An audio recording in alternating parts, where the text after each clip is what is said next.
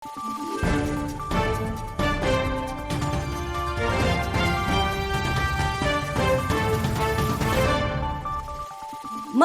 araw, Pilipinas! Ito ang Valiente News hatid sa inyo ng Office of the Vice President.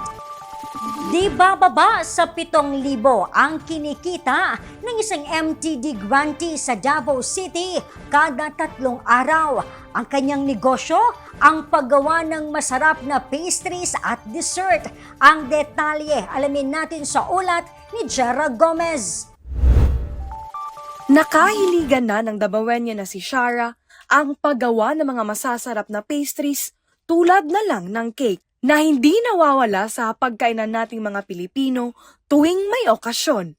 So, itong nagka-pandemic, dito kong nagka-interest anang mga, na may makita na to sa Facebook before nga, dali lang kay buhato. Nagsugod yung kong banana cake, ma'am.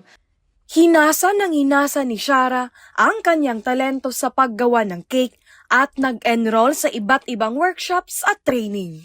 First order na ko kay kuanto siya, anang Spider-Man nga cake, dili man to din pero murag ka ng kuan siya ba kay murag maka-happy siya kay murag nisalig siya sa kuan.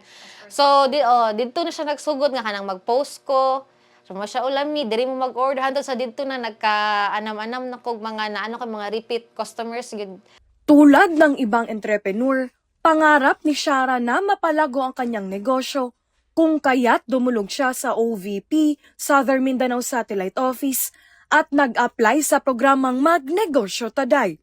Maganda namang tugon ang natanggap ni Shara dahil kabilang siya sa maraming MSME sa Davao City na pinagkalooban ng 15,000 pesos na livelihood grant sa ilalim ng programang Magnegosyo Taday. Palit ko 15 kilos na harina, brown sugar 10 kilos, white sugar 5 kilos.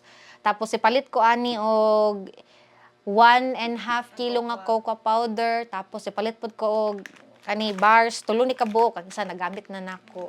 Napo ko chocolate chips sa ref na mo. So lahi ra gid siya nga feeling nga plus oven. Yes, nga kanang daghan na siya, daghan na kag ma-bake.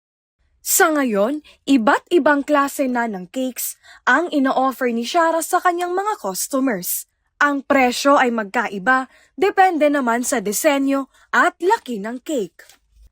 Masaya rin niyang ibinahagi sa amin na umabot sa mahigit 7,000 ang kanyang kinikita sa loob lamang ng 3 araw. Salamat gid kayo sa OVP nga nakamugna sila og inaning program kay kuan siya ma'am, dili lamang gud siya para sa imuha as a negosyante, maka-boost pud siya sa imuha o kanang ikaw as a businesswoman kay or business nga kanang nay business nga tao kay makakuan siya, makahatag siya si mo confident nga imuhang ipalago jud.